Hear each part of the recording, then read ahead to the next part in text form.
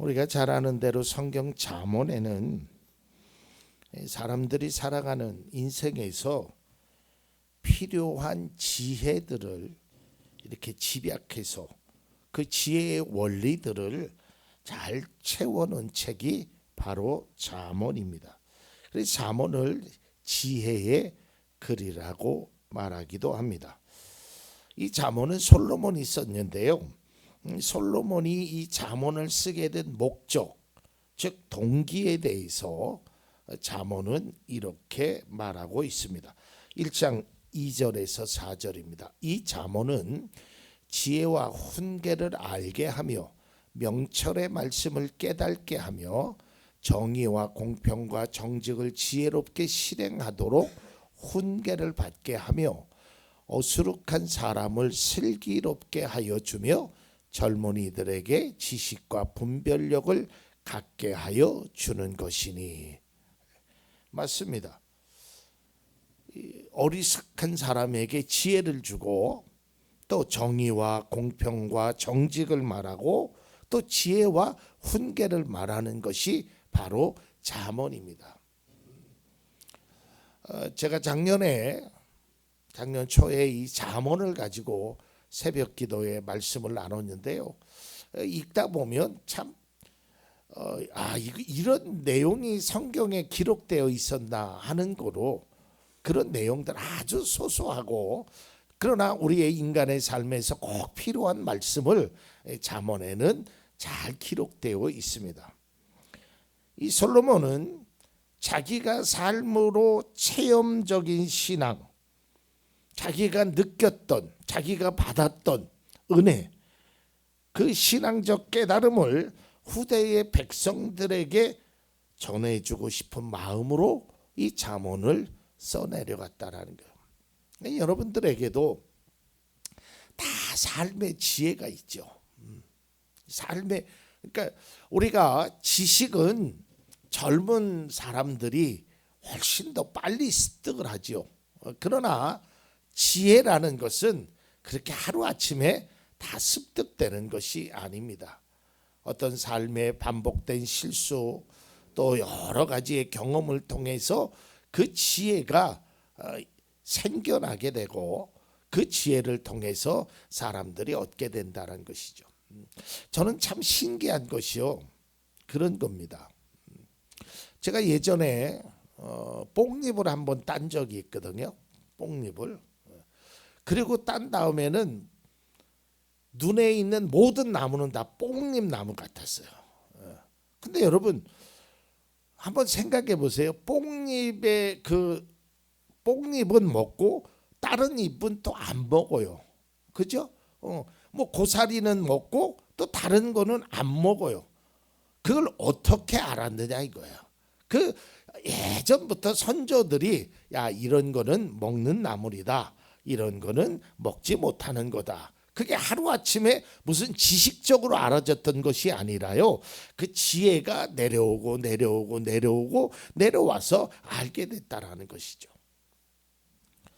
이 잠언은 바로 그 지혜를 우리에게 말하고 있습니다. 근데 이 훈계의 내용을 들어보면 크게 두 가지입니다. 하나는 이렇게 해라. 부모의 말씀에 순종해라. 나쁜 길을 가지 말아라. 뭐 등등의 그런 내용들이 많이 무엇을 해라. 여호와를 경외해라. 말씀을 묵상해라. 또 한 가지는 하지 말아라. 죄의 길을 가지 말아라. 나쁜 말을 하지 말아라. 입술이 얼마나 중요한가를 너의 혀의 권세가 얼마나 마음에 그 죄악을 짓는지를 알아라라고 두 가지를 이야기하고 있습니다. 그래서 사람이 살아가는 데는요. 해야 할 것과 하지 말아야 할 것을 잘 구별할 줄 알아야 합니다. 그것이 바로 지혜입니다. 그래서 그리스도인의 신앙에서도요. 이 지혜가 굉장히 중요하고 굉장히 필요합니다. 그래서 성경은 잠언은 그 지혜를 이렇게 말하고 있습니다. 3장 14절에서 15절입니다. 참으로 지혜를 얻는 것이 은을 얻는 것보다 낫고 황금을 얻는 것보다 더 유익하다. 지혜는 진주보다 더 값지고 내가 갖고 싶어 하는 그 어떤 것도 이것과 비교할 수 없다. 그러니까 지혜가 삶에 얼마나 중요한가를 우리는 알아야 합니다. 여러분, 우리나라 속담에 이런 말이 있죠. 말 한마디에 천냥빚을 갚는다. 이게 지혜예요. 말의 지혜예요. 우리가요, 어린 아이들도 그렇고요, 이 말을 참 예쁘게 하는 친구들이 있어요. 그러면 그냥 막 주고 싶은 거야. 저도 예전에 그런 경험을 했는데요. 어느 대학생과 대화를 나눴는데 참 말을 이쁘게 하더라고요. 그러니까 뭐 막 주고 싶은 거예요. 여러분, 우리가 하나님 앞에도 마찬가지라고 생각해요. 우리가 하나님 앞에 내가 뭐 하나님께 직접적으로 말할 기회도 있지만 뭐 기도를 통해서, 그렇지 않고 우리의 말에 그 사람들과의 대화 속에서 우리가 행하는 말을 하나님이 들으시고, 야, 넌 참말 이쁘게 한다. 어쩌면 그렇게 내 마음을 기쁘게 하냐. 그러면 하나님이 주신다니까요. 여러분, 사람의 마음이 하나님의 마음이에요. 하나님의 마음이 사람의 마음. 우리는 하나님의 그 영, 하나님의 그 생기가 우리 속에 들어와 있어서 하나님의 품성이 우리 속에 있다는 것이죠. 그래서 지혜는 그만큼 중요한 것입니다. 그래서 우리가 삶에 어떤 지혜를 가지고 살아가느냐가 매우 중요한 것입니다. 오늘 지혜의 말씀인 이 잠언을 통해서 그리스도인에게 꼭 필요한, 그리고 우리가 생각할 내용을 다시 한번 깨닫고자 이 말씀을 준비했습니다. 본문을 다시 한번 읽겠습니다. 16장 9절입니다.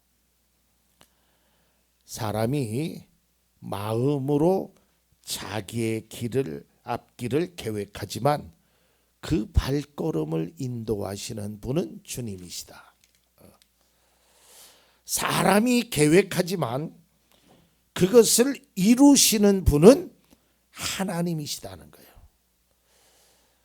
여러분, 잠언 16장 1절에도 계획은 사람이 세우지만 결정은 주님께서 하신다 그랬어요.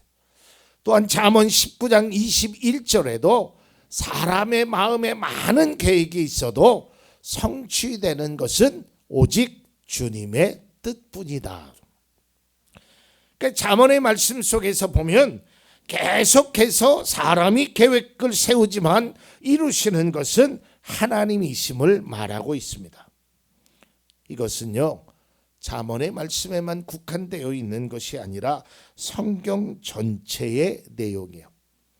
이것은 솔로몬이 삶을 통해서 깨달은 거예요.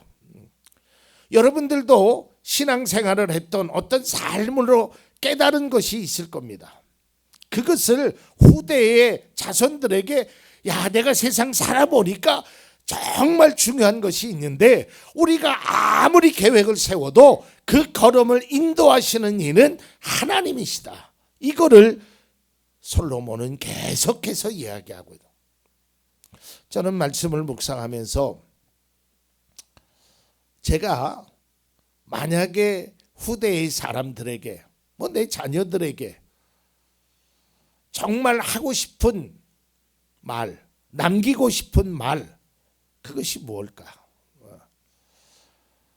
세상 그 어떤 금보다, 은보다, 부귀보다 바꿀 수 없는 것,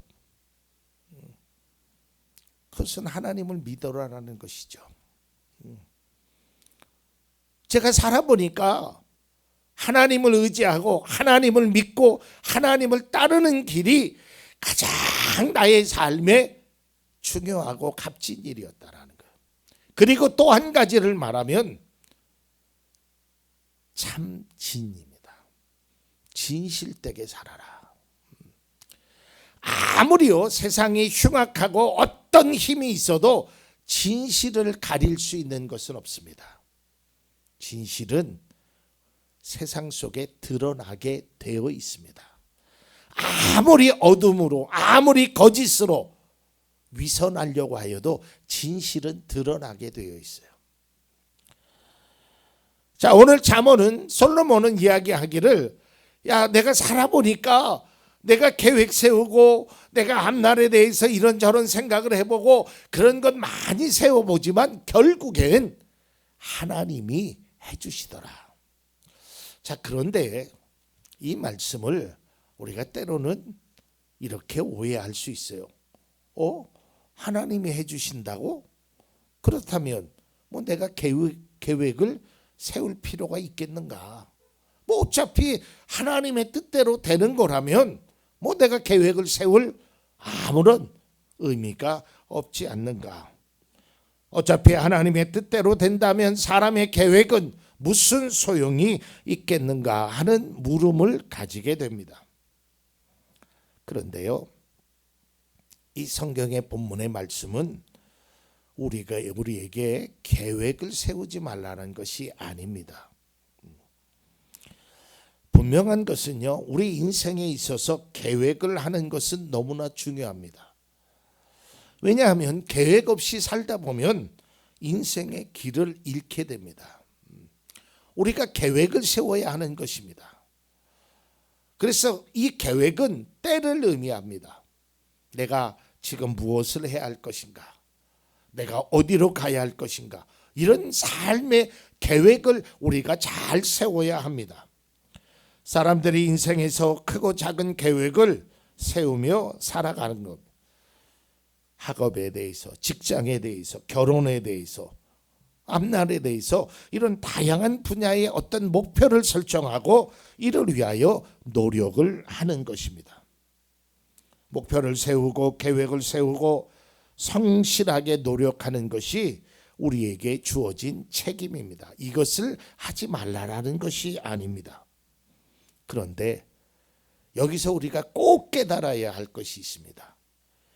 우리의 계획이 절대적이지 않다라는 것을 깨달아야 된다는 거예요. 이제 무슨 말이냐면 잠언 16장 9절의 말씀은 우리가 아무리 철저하고 완벽하고 어떤 노력을 많이 한다고 하여도 그것이 전부가 아님을 인정해라라는 거예요. 그걸 깨달아라는 거예요. 가끔 어르신들이 이런 말씀을 해요. 인생 살아보니까 내 맘대로 안 돼. 내 뜻대로 안 돼. 그래, 맞아요. 내 맘대로 안 돼요. 내 뜻대로 내 생각대로 잘 안 되는 게 인생이에요. 자, 그렇다고 내 맘대로 안 되니까, 내 뜻대로 안 되니까, 내 생각대로 안 되니까 그냥 계획 세우지 말고 그냥 되는 대로 살자. 이거는 엄청나게 위험한 발상이란 말이에요. 내 맘대로 안 되니까, 내 뜻대로 안 되니까 더 계획을 세워야 돼요.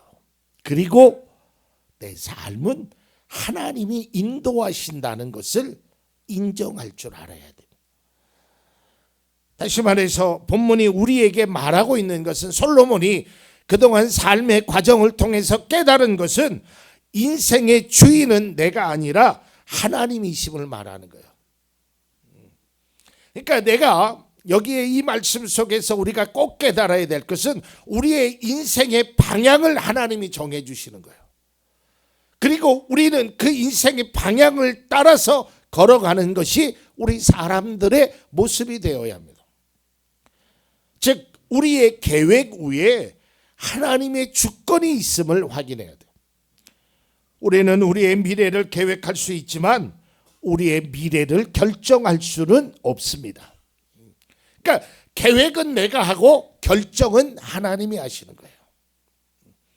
그러니까 그렇다고 해서 내가 계획이 나쁘다거나 하지 말라라는 의미가 아니라 이 계획 속에 하나님의 인도하심, 하나님의 결정하심이 무엇인지를 우리가 깨달아야 할 필요가 있다는 것이죠. 어떤 방향으로 나아갈지는 하나님께 달려 있는 것입니다. 이것이 그리스도인들이 가져야 할 믿음의 자세입니다. 그래서 믿음의 사람은 여러분들 계획을 세우실 때 뭐 어떤 큰 계획이건 작은 계획이건 간에 계획을 세울 때 꼭 우리가 염두에 두어야 될 것이 있는데요. 그것은 바로 과연 이 계획이 내가 생각하는 방향이 내가 생각하는 이 뜻이 과연 하나님의 뜻에 맞는 것일까? 이걸 우리가 생각해야 돼요. 그리고 또 하나의 전제는 이 뜻이 내가 원하는 방향이 하나님의 길과 일치하지 않을 때 나는 어떤 선택을 할 것인가? 당연히 하나님의 뜻에 초점을 맞춰야 합니다. 그래서 그리스도인의 계획은 우리의 계획은 내가 원하는 것에 중점을 두면 안 돼요. 내가 원하는 것을 하나님의 방법을 통해 이루는 것이 그게 진짜 우리의 계획과 우리의 인생의 방향이 되어야 한다는 거예요. 그러니까 내 것만 고집하면 안 된단 말이죠. 여러분들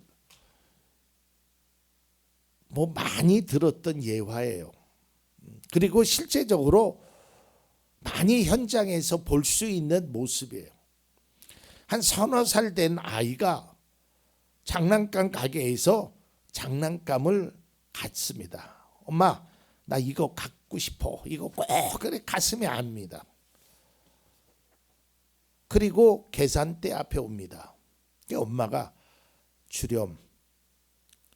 그 달라고 하는 것은 계산을 해야 완전히 내 것이 되기 때문에. 근데 아이가 안 줘요. 안 뺏겨. 싫어하는 거예요. 끝까지. 왜? 아이는 이것을 가져야 한다는 생각밖에는 없는 거예요. 근데 그 가져야 하는 게 내 것이 아니란 말이죠. 그 부모는 그래 네가 갖고 싶으니 그러면 네 것으로 만들어 줄게. 그러면 내려놔라 라고 얘기하는 거예요. 우리의 삶의 현장도 마찬가지예요. 우리가 계획하는 것이 있어요. 하나님, 이 문제는 진짜 내가 갖고 싶습니다. 내가 하고 싶습니다. 그래? 그러면 이렇게. 근데 안 하는 거예요. 하나님은 진짜 갖고 싶니? 그래, 너한테 줄게. 그러면 이렇게. 그런데 안 하는 거야. 그 손을 놓는 순간 내 것이 아니라고 하는데 사실은 손을 놓는 순간 진짜 내 것이 되는 것이에요. 우리의 계획도 마찬가지예요. 우리가 세운 계획이 하나님의 뜻에 맞는지도 생각을 해야 되고 또한 그 계획이 하나님의 방법을 통해서 이루어지게 하는 이게 진짜 우리의 목표가 되고 우리의 삶의 은혜가 된다는 거예요. 그래서 우리는 어떤 계획을 세우기 전에 이렇게 기도해야 합니다. 하나님, 저의 삶의 계획을 세웁니다.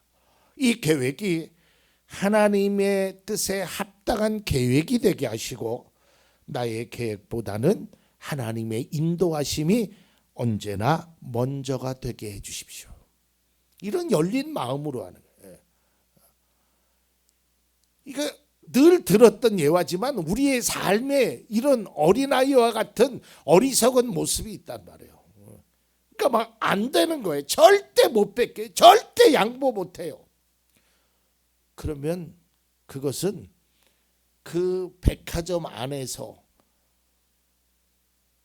그 아이가 가질 수는 있지만 백화점 밖을 나오는 순간 그 아이의 것이 안 되는 거예요. 우리의 삶도 그러니까 어떤 계획이나 어떤 삶을 할 때 그저 열린 마음으로 하나님의 뜻이 이런 거겠지 라고 생각하는 거예요.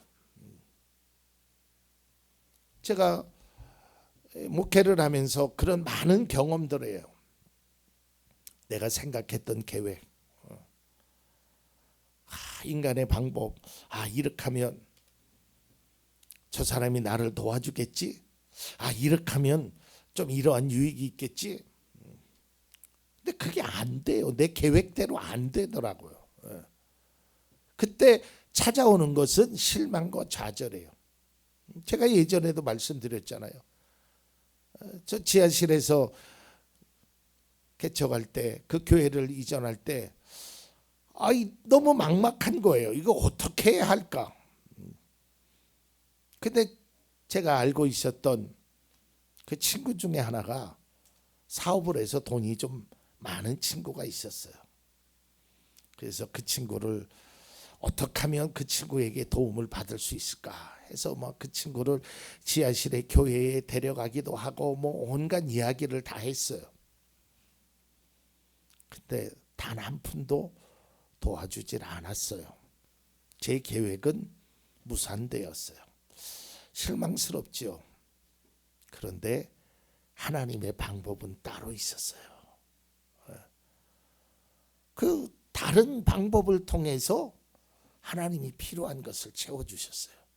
또 지하실에서 이쪽으로 옮길 때도 마찬가지고요. 우리의 삶이라는 게 그렇더라고요. 특별히 믿음의 삶이라는 것이 우리의 짧은 지식, 짧은 지혜를 가지고 우리가 그것이 완벽한 것처럼 생각하는 것은 바람직한 결과를 만들어낼 수 없다는 거예요. 자, 좀 더 오늘 말씀을 구체적으로 말하면 이런 겁니다. 우리가 어떤 계획과 목표를 향해 갈 때 우리의 계획이 순조롭게 진행된다면 참 좋겠지요. 그러나 가끔은 순조롭게 진행되지 않을 때가 있습니다. 처음에는 좌절하고 원망하지만요, 그 과정 속에서 하나님의 섭리가 있음을 깨닫게 되면 그것이 더 큰 우리에게 은혜가 된다는 것이요. 그리고요, 분명한 것이 하나 있습니다. 분명한 것이 있는데요, 하나님은 내가 원하는 것보다 더 좋은 것을 주시는 분이에요. 왜냐고요? 하나님은 우리를 사랑하시니까. 여러분 한번 생각해 보세요. 여러분의 자녀가 돈을 달라거나 어떤 물건을 사달라 그래요. 근데 여러분들이 한번 생각해, 여러분의 삶의 실천을 해보세요. 엄마, 내가 꼭 사야 될 것이 있는데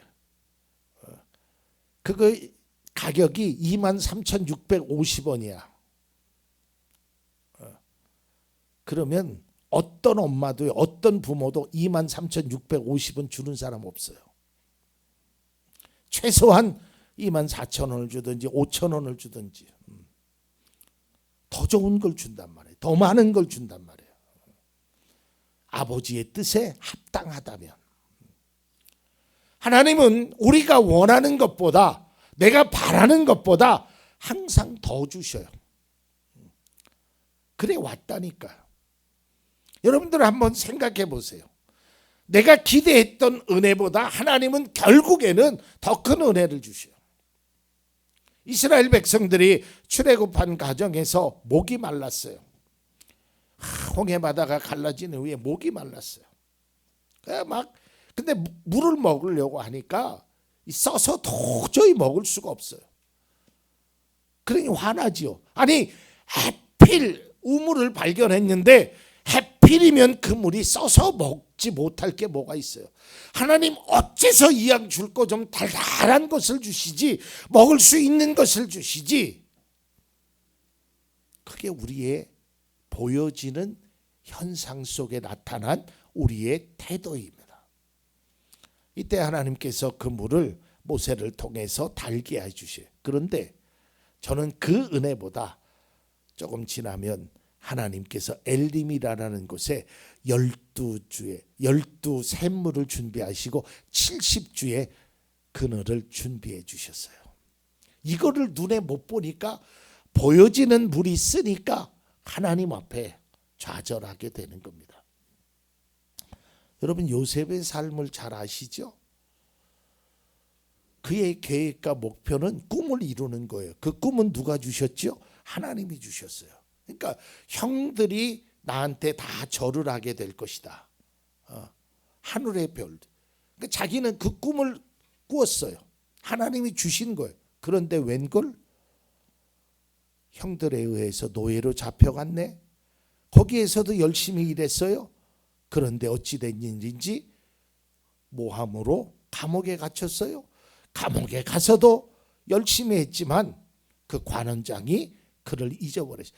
되는 것마다 되는 게 하나도 없었어요.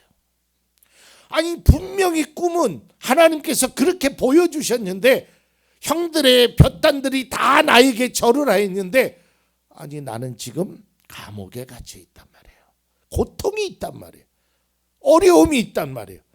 아니 도대체 그 꿈은 뭐란 말인가? 내 계획은 뭐란 말인가? 억울했겠죠. 이해가 되지 않았겠죠. 그러나 우리가 잘 아는 대로 그는 애굽의 총리가 됩니다. 그리고 결국은 그 꿈대로 형들이 와서 머리를 조아리고 절을 하게 됩니다. 이때 그 형들이 자기들이 팔았던 동생 요셉임을 알게 됩니다. 그러다가 큰일 났다. 우리는 이제 꼼짝없이 죽겠구나 할 때 요셉이 그 형들을 향하여 이렇게 말합니다. 창세기 45장 8절입니다. 그러므로 실제로 나를 이끌어 보낸 것은 형님들이 아니라 하나님이십니다. 하나님이 나를 이리로 보내셔서 바로의 아버지가 되게 하시고 바로의 온 집안의 최고의 어른이 되게 하시고 이집트 온 땅의 통치자로 세우신 것입니다. 하나님이에요. 복음성가예요. 하나님은 실수하지 않으신다라네 그 찬양이 있습니다. 그 찬양의 가사에 이런 가사가 있습니다. 가사를 좀 띄워주시면 내가 세운 계획이 혹 빗나갈지 모르며 나의 희망 덧없이 쓰러질 수 있지만 나 여전히 인도하시는 주님을 신뢰하는 까닭은 하나님은 실수하지 않으심일세. 어두운 밤 어둠이 깊어 날이 다시는 밝지 않을 것 같아 보여도 내 신앙 부여잡고 주님께 모든 것 맡기리니 하나님을 믿음일세.